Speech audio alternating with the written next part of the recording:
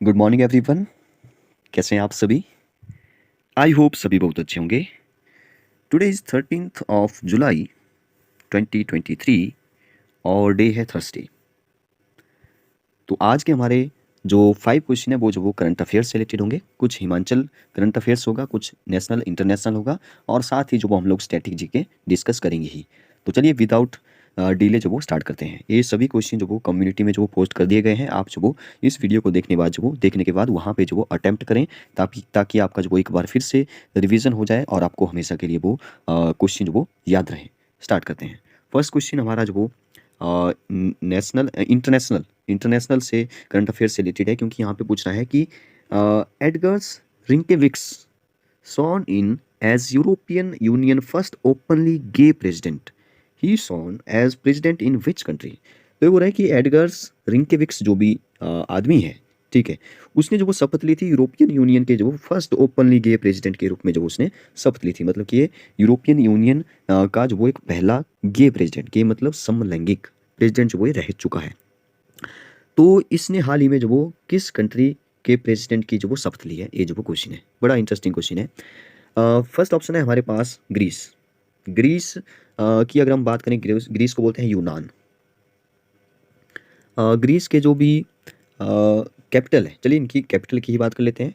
ठीक है, ग्रीस की कैपिटल है एथेंस, ATHENS। ठीक है, यहाँ पे जो वो करेंसी चलती है यूरो। अगर हम नेक्स्ट बात करें स्लोवेनिया, स्लोवेनिया जो वो इसकी जो भी कैपिटल है वो जो वो ल्यूबियाना है। ठीक है, इसकी स्पेलिंग जो वो थोड़ी सी अलग है, प्रोनाउंसिएशन अलग है। स्पेलिंग मैं बता देता हूँ, LJUBL और फिर जो वो JANA। अब आप समझ आइए, इसकी प्रोनाउंसिएशन है ल्यूपियाना। ठीक है, तो यहाँ पे देखिए क्या क्या जो वो साइलेंट कर दिया है इसने, तो इसको आप याद रखिए। ल्यूपियाना जो वो स्लोवेनिया की कैपिटल है। अगर हम नेक्स्ट बात करें लातविया, तो ये हमारे क्वेश्चन का आंसर हो जाएगा। लातविया के जो वो अभी प्रेसिडेंट बने हैं एडगर्स रिंकेविक्स। इनके प्राइम मिनिस्टर कौन है, इनका थोड़ा सा अजीब जैसा नाम है, तो आप खुद ही जो वो सर्च करके जो वो उसको देख सकते हैं। लातविया, लातविया हमारा सही आंसर होगा। लातविया के जो वो 7th नंबर के जो वो प्रेसिडेंट बने हैं, जो कि एक गे प्रेसिडेंट है। और मैंने इनके बारे में पढ़ा, तो इन्होंने जो वो 2014 में जो वो प्राउडली जो वो अनाउंसमेंट की थी ओपनली ट्विटर में कि मैं जो वो एक गे हूँ।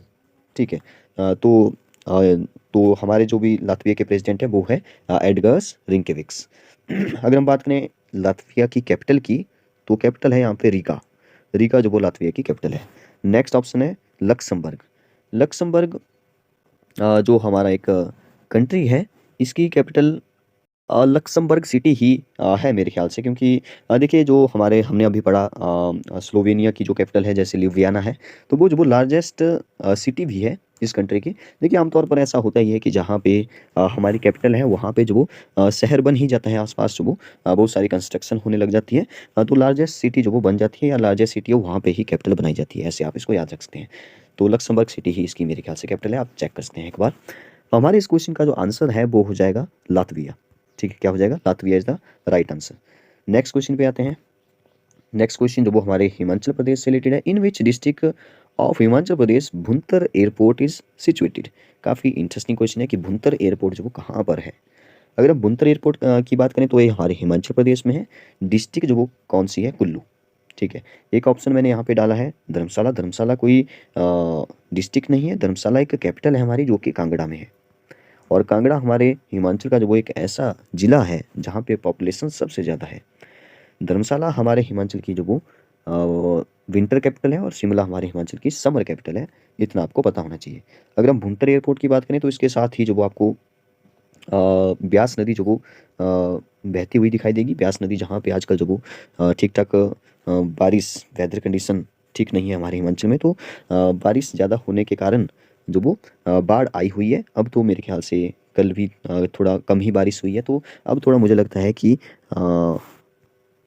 नदियों का जो जल स्तर है वो जो वो काफ़ी नीचे, थोड़ा नीचे जो वो जा चुका होगा। देखिए इस बार ऐसा है कि बारिश तो हर बार ही होती है, लेकिन इस बार की जो बारिश है वो जो वो उस बारिश ने कई सारे रिकॉर्ड तोड़ दिए। जैसे हमारे हिमाचल में नहीं, जैसे चंडीगढ़ में भी बारिश हुई बहुत ज़्यादा। चंडीगढ़ में सबसे ज़्यादा बारिश देखी गई इन 24 घंटों में, जो भी पीछे वाले 24 घंटे थे। यहाँ पे जो वो आप याद रख सकते हैं 302.2 mm ठीक है, मिलीमीटर में जो वो यहाँ पे बारिश को जो वो मेजर किया जाता है। तो 302.2 मिलीमीटर जो वो यहाँ पे चंडीगढ़ में बारिश दिखी गई। और हमारे हिमाचल प्रदेश की अगर हम बात करें तो ऊना की बात करें हम लोग तो 228.5 mm जो वो बारिश देखी गई। अगर हम नांगल डैम की बात करें, आगे आएगा फिर से ऑप्शन में, तो यहाँ पे जो वो 282.5 mm जो वो बारिश देखी गई। दिल्ली की बात करें, दिल्ली में भी काफ़ी सारे शहर में जो वो पानी घुस गया था। हम बात कर लेंगे थोड़ा सा कि पानी जो वो क्यों ऐसा शहरों में घुस जाता है। ठीक है, यहाँ पे जो वो 153 mm तक जो वो बारिश हुई। अगर हम J&K की बात करें कुछ एक जगह की, तो 221.8 देखी गई। देखिए यहाँ पे एक इंटरेस्टिंग फैक्ट जो मैं आपको बताता हूँ। अगर मैं पूरे हमारे भारत देश पूरे कंट्री की जो वो एक एवरेज देखूँ इस बार की कि कितनी बारिश हो गई, तो जो वो एवरेज वो 15.8 mm जो वो कहा जा रहा है। आप बोलेंगे इतनी कम बारिश, देखिए इतनी कम नहीं है। हमारे कितने 28 स्टेट है और 8 हमारी यूटीज है। इन सबका अगर एवरेज निकालें कि कहाँ कितनी बारिश हुई, फिर जो वो एवरेज निकालेंगे डिवाइड कर देंगे तो छोटा नंबर ही बनेगा। ठीक है, तो 15.8 mm जो वो यहाँ पे बारिश हुई। अगर मैं जो बात करूँ कि पिछले पिछले कुछ साल के एवरेज को देखते हुए जो वो यहाँ पे जो वो कितनी वृद्धि हुई, कितनी परसेंट वृद्धि हुई, तो 81% वृद्धि हुई। तो आप सोच सकते हैं कि 81% जहाँ पे 1% 10% भी कितना ज़्यादा होता है, तो 81% जो वो ज़्यादा बारिश हुई एवरेज से। ठीक है, तो ये काफ़ी ज़्यादा बारिश है, ऐसी छोटी मोटी बारिश नहीं हुई, काफ़ी ज़्यादा बारिश है। काफ़ी सारे रिकॉर्ड भी इस बार तोड़ दिए गए हैं कि कहा जाता है, कहा जा रहा है कि 1971 में ऐसी बारिश हुई है। या आपको पता ही है कि जब उत्तराखंड में जो वो बाढ़ आई थी, तब भी जो वो खतरनाक वाली बारिश हुई थी। मतलब वहाँ पे जो वो बादल फटते रहते हैं। ठीक है, केदारनाथ में बाढ़ आई थी, 2013 की बात है। तो चलिए थोड़ा सा किसी ने जो वो कमेंट बॉक्स में भी लिखा था कि ये जो हिमाचल में है इतनी बारिश क्यों हो रही है। तो चलिए इसका भी जो थोड़ा सा कारण जानते हैं। इस क्वेश्चन का जो हमारा आंसर है वो पहले तो कुल्लू हो जाएगा। कुल्लू डिस्ट्रिक्ट में जो वो हमारा भुंतर एयरपोर्ट है। ठीक है, 1-2 दिन से जो वो हमारे हिमाचल के जो सीएम है और डिप्यूटी सीएम है, ठीक है, मुकेश अग्निहोत्री, और हमारे जो सीएम है सुखविंदर सिंह सुक्खू, वो भी जो वो कुल्लू में ही जो भी नुकसान हुआ इसका जो वो जायज़ा ले रहे हैं। आज शायद जो वो शिमला चले गए होंगे कल के। ठीक है, तो Kullu is the right answer.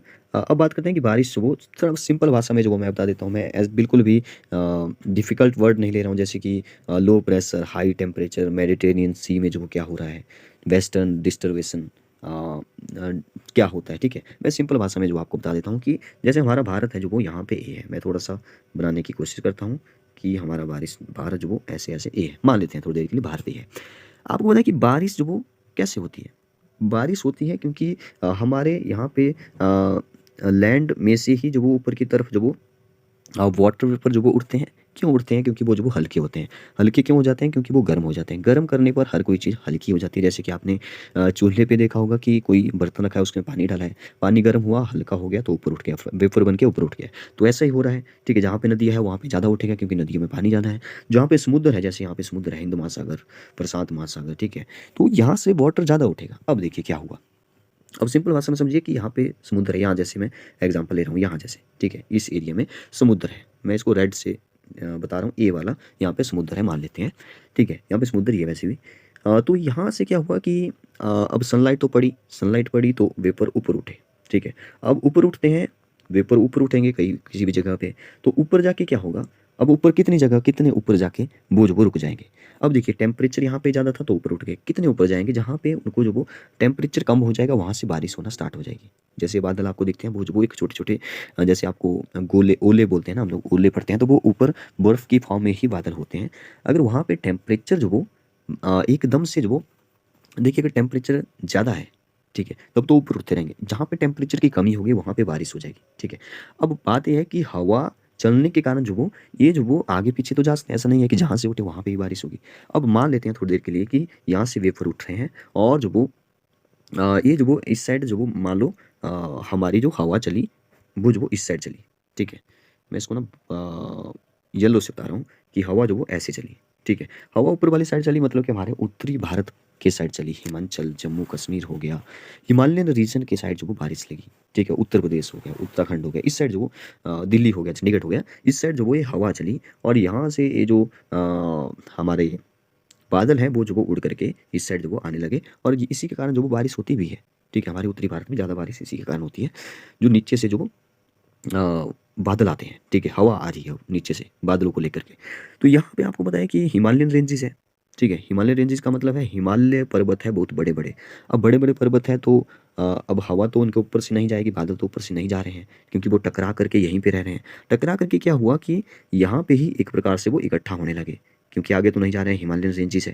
Himalaya ranges ऐसे-ऐसे पहाड़ बने हुए हैं एक रेंज में, ठीक है। वहाँ पे जो माउंट एवरेस्ट भी है बीच में। तो यहाँ पे ये बादल जो है एक प्रकार से इकट्ठा होने लगे। एक टेम्परेचर जो फिर से डाउन हुआ यहाँ पे और यहाँ पे जो वो इतने सारे बादल इकट्ठा होने के कारण बादल फट जाते हैं कई बार। ठीक है, बादल फट जाते हैं, बादल आपस में टकराए तो बादल फट जाता है, ठीक है। तो इसलिए जो वो यहाँ पे इस रीजन में बारिश ज़्यादा होती है और जो भी हमारे वैज्ञानिक बोलते हैं उनको, ठीक है, तो उनके अनुसार जो वो कहा जा रहा है कि आने वाले टाइम में जो ये जो घटना है वो बढ़ सकती है। क्यों बढ़ सकती है इसका भी कारण है। अब देखिए बारिश हो रही है, बादल ऐसे फट रहे हैं क्योंकि आपस में टकराए तो बादल, तो इसी के कारण जो वो यहाँ पे बारिश ज़्यादा हो रही है, ठीक है। उत्तरी भारत में हमारे ज़्यादा बारिश इसलिए होती है, हैवी रेनफॉल होता है, एक्सट्रीम रेनफॉल जो इसको आप बोल सकते हैं। एक आपको पता है कि सड़कों में जो पानी जो वो रुक जाता है, ठीक है। अब वो जो वो हमारे ही कारण रुकता है या तो किसी सिटी में जो आपने देखा होगा हमारे आसपास मंडी शहर हो गया, नेत चौक हो गया या कोई भी शहर ले जो ले लो, जैसे चंडीगढ़ हो गया, वहाँ पे जो वो बाजार में जो वो पानी आ जाता है, ये जो वो हमारे ही कारण जो वो होता है। क्यों होता है मैं थोड़ा सा आपको बता देता हूँ। ये जो वो बहुत सारी एनक्रोचमेंट अतिक्रमण के कारण, बैड प्लानिंग के कारण होता है, ठीक है। क्योंकि यहाँ पे क्या होता है जैसे कि पानी का जो वो एक सिस्टम बना होता है कि ऐसे ऐसे नदी चलेगी, लेकिन आने वाले टाइम में जैसे जैसे पॉपुलेशन बढ़ती जा रही है, पॉपुलेशन बढ़ती जा रही है, तो लोग जो वो वहाँ पे कंस्ट्रक्शन शुरू कर देते हैं आसपास, ठीक है। आसपास कंस्ट्रक्शन शुरू हो गई तो जो वो जो सड़क का जो पानी का जो वाटर लॉगिंग हो रही है उसका कारण ये है कि यहाँ पे बहुत सारी कंस्ट्रक्शन हो चुकी है, पक्की सड़कें बन चुकी हैं। पक्की सड़कों से क्या हुआ कि जो पानी जो भी ग्राउंड लेवल में चला जाना था, ठीक है, ग्राउंड में जाना था पानी, वो पक्की सड़कें होने के कारण, कंस्ट्रक्शन के कारण, लोगों के घर पक्के बनने के कारण पानी नीचे कहाँ जाएगा? नहीं जा रहा है नीचे। तो ये भी जो इसका कारण है कि जहाँ पे पानी का जो सिस्टम है वो जो वो अच्छे से चल रहा था, वहाँ पे कंस्ट्रक्शन हो गई, पक्की सड़कें हो गई, तो पानी तो फिर रुकेगा ही। पानी ग्राउंड में नहीं जा रहा है, पानी रुकेगा, इसलिए जो वो हमारे सिटी में जो वो पानी चला जाता है और पानी जो वो वहाँ पे रुक जाता है। ठीक है, या पानी वाटर लेवल बढ़ जाता है तब तो फिर होता ही है, ठीक है। इस बार जो वो बहुत ज़्यादा देखा गया है चंडीगढ़ में, जो आप देख सकते हैं काफ़ी बारिश इस बार जो वो हुई है।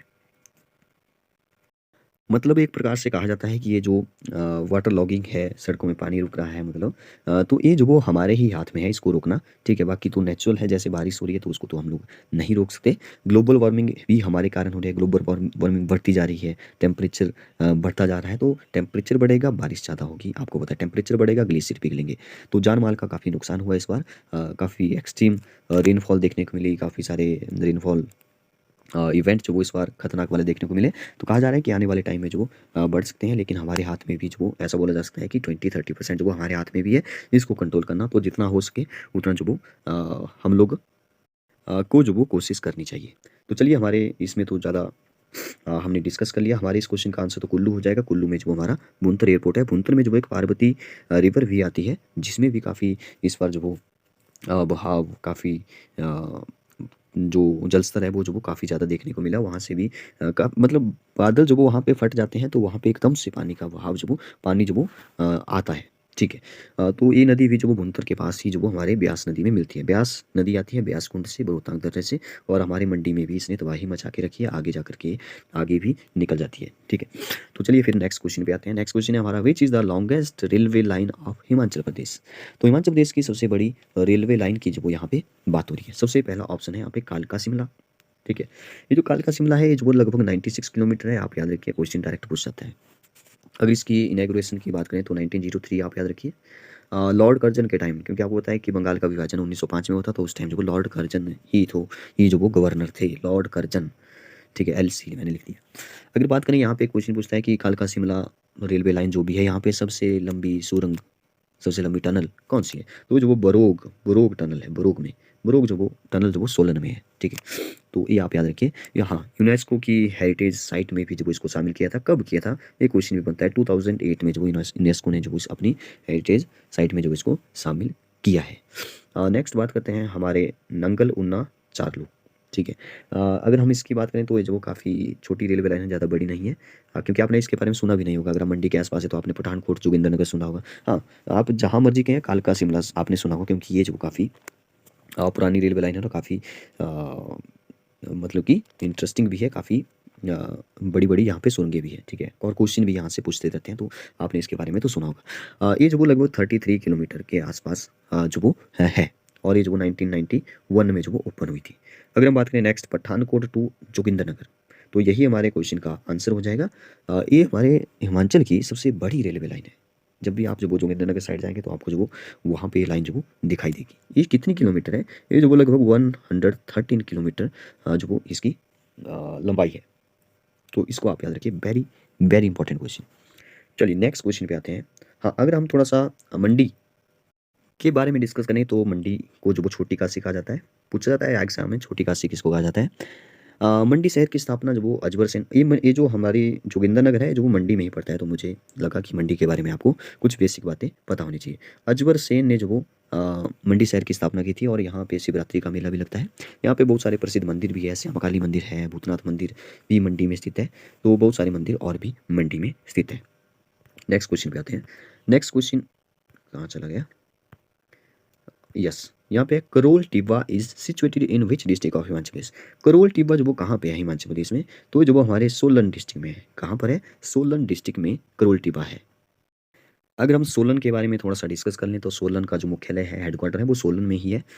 इसका लिंग अनुपात जो आप याद रख सकते हैं 2011 के अनुसार मैं बता रहा हूँ 884 जो आप याद रख सकते हैं। जनसंख्या घनत्व जो वो यहाँ पे ज़्यादा नहीं है, 298 जो वो यहाँ पे जनसंख्या घनत्व है। साक्षरता लिटरेसी रेट जो वो यहाँ पे 2011 के अनुसार जो वो 85 रही थी, 85.02 आप एग्जैक्ट भी याद रख सकते हैं। यहाँ पे इसका जो एरिया है वो जो वो लगभग है 1936 वर्ग किलोमीटर, ठीक है, स्क्वायर किलोमीटर। इसके अगर इतिहास की बात करें तो यहाँ पे बहुत सारी रियासतों से मिलाकर ये बना है। सोलन हो गया, कुनिहार हो गया, बागल हो गया, महलोग हो गया, बघाट। एक इंटरेस्टिंग है हंडूर, हंडूर रियासत। अगर मैं हंडूर इनसे मतलब कि इनको मिला करके जो वो हमारा एक हंडूर मतलब नालागढ़ के आसपास वाला, ठीक है, उसको जो वो हंडूर कहा जाता है। हंडूर रियासत की स्थापना हुई थी 1100 ईस्वी में, और किसने की थी? अजय चंद ने की थी। एक क्वेश्चन बनता है, अजय चंद ने जो वो इसकी स्थापना की थी, ठीक है। तो सोलन में जो वो कुछ एक सम्मेलन हुआ 1948 में, तो हिमाचल प्रदेश का नामकरण भी हुआ, ठीक है। और 15 अप्रैल 1945 में महासू की जो वो दो तहसीलें, आप याद रखिए, महासू की दो तहसीलें अर्की और सोलन बनी थी, ठीक है, 15 अप्रैल 1948 में। और यहाँ पे जो वो कुनिंद और कुलिंद जो प्राचीन निवासी थे वो जो वो यहाँ के थे। नालागढ़ जो अम्बाला की जो वो पहले तहसील था, और पंजाब से हिमाचल प्रदेश में 1 नवंबर 1966 को मिलाया गया था। देखिए हमारे हिमाचल में जो एक और इंटरेस्टिंग बात आजकल हो रही है, जो हमारे हिमाचल के मुख्यमंत्री है सीएम सुखविंदर सिंह सुक्खू, वो जो वो बोल रहे हैं कि हमें जो वो कुछ हिस्सा जो वो चंडीगढ़ का चाहिए, ठीक है, उसको हम वापस लेके रहेंगे। तो ये जो वो 1966 की बात वहाँ पे होती है, ये 1966 में क्या हुआ ऐसा वैसा क्या, पंजाब की कैपिटल, हरियाणा की कैपिटल, तो हिमाचल का कैसे वहाँ पे हिस्सा, हमारे देश के, सॉरी देश नहीं, प्रदेश के मुख्यमंत्री जो वो बोल रहे हैं। चलिए इसके बारे में ना किसी दूसरे पार्ट में डिटेल में जो डिस्कस करेंगे, क्योंकि काफ़ी इंटरेस्टिंग टॉपिक भी है, और क्यों जो वो हमारे हिमाचल के मुख्यमंत्री जो ऐसा क्लेम जो वो कर रहे हैं। लगभग 8% के आसपास वो एक क्लेम कर रहे हैं कि इतना हमें चाहिए, ठीक है।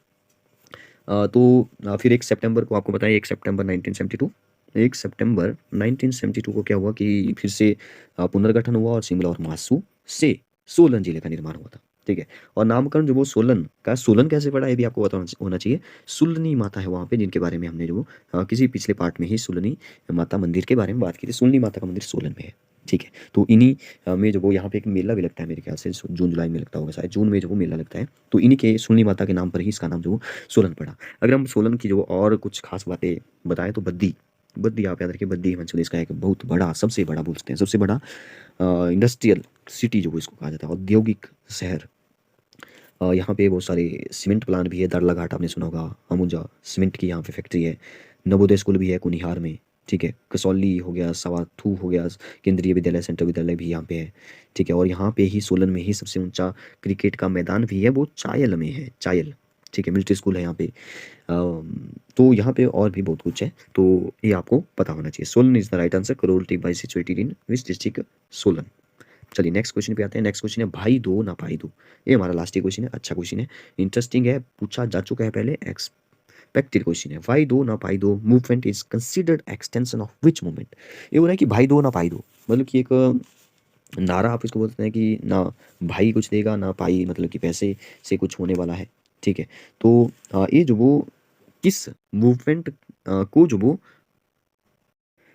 एक्सटेंशन मिला, मतलब कि किस मूवमेंट को जो वो यहाँ पे विस्तार मिला इस मूवमेंट से, ठीक है। एक मूवमेंट ही इसको कहा जा सकता है, भाई दो ना पाई दो। तो अगर हम इसके बारे में बात करें, हमारा अच्छा इसका जो सही आंसर है वो हो जाएगा सिविल डिसोबीडियंस मूवमेंट, जो इसका आंसर हो जाएगा। इसको आप याद रखिए, ऐसी बात करते हैं डिटेल में। दांडी मार्च की बात करते हैं पहले। दांडी मार्च देखिए हमारा 1930, महात्मा गांधी आपको पता है 1930 में जो वो ये शुरू हुआ था। 12 मार्च आपको याद रखना है, क्योंकि ये डेट के साथ याद रखना है। 1930 तो चलो ईयर याद हो गया, 12 मार्च से ये जो वो 6 अप्रैल तक चला था, ठीक है। और कितने जो वो समर्थकों के साथ चला था महात्मा गांधी के साथ, 78, जो वो आप याद रखिए, ठीक है। दांडी मार्च वो हो गया। नेक्स्ट है quit India movement. Quit India movement की अगर हम बात करें तो 1942 आपको याद रखना है। इसके बारे में ना इंटरेस्टिंग बातें दो आप याद रख लो फिलहाल के लिए, महात्मा गांधी और जो वो यहाँ पे सुभाष चंद्र बोस। महात्मा गांधी ने नारा दिया था डू एंड डाई, करो या मरो, ठीक है। सुभाष चंद्र ने यहाँ पे नारा दिया तुम मुझे खून दो, मैं तुम्हें आज़ादी दूंगा। ये जो वो दो क्वेश्चन जो वो मैंने यहाँ पे ऐसे बता दिए। बहुत वैसे बहुत बड़े बड़े जो वो ये टॉपिक है, डिटेल में देखेंगे तो काफ़ी टाइम लगेगा, इसलिए मैं थोड़ा सा आपको बता दिया। सिविल डिसओबीडियंस मूवमेंट के बारे में देखते हैं। तो यहाँ पे ऐसा हुआ था कि भाई दो ना भाई दो, जो वो एक हमारे पद्म देव को आप याद रखिए, पद्म देव, पंडित पद्म देव ने जो वो गंज मैदान, गंज मैदान भी आप याद रखिए। गंज मैदान में जो वो 1940 में जो वो एक जनसभा को जो वो संबोधित करते हुए कहा था कि भाई दो ना भाई दो, ठीक है। तो इसी से ही जो वो यहाँ पे फिर ये जो वो प्रसिद्ध हो गया।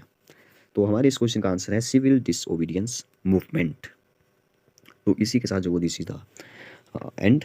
तो हमने काफ़ी सारे और भी जो वो क्वेश्चन स्टैटिक जीके टाइप का जो वो डिस्कस किया है। अगर आपको वीडियो अच्छी लगी है तो लाइक करिए, अगर सब्सक्राइब नहीं किया तो सब्सक्राइब भी कर लें, क्योंकि आपको आने वाली नोटिफिकेशन जो वो मिल जाएगी, टाइम पर मिलेगी। बेल आइकन को भी जरूर दबाएं। Thank you and have a nice day.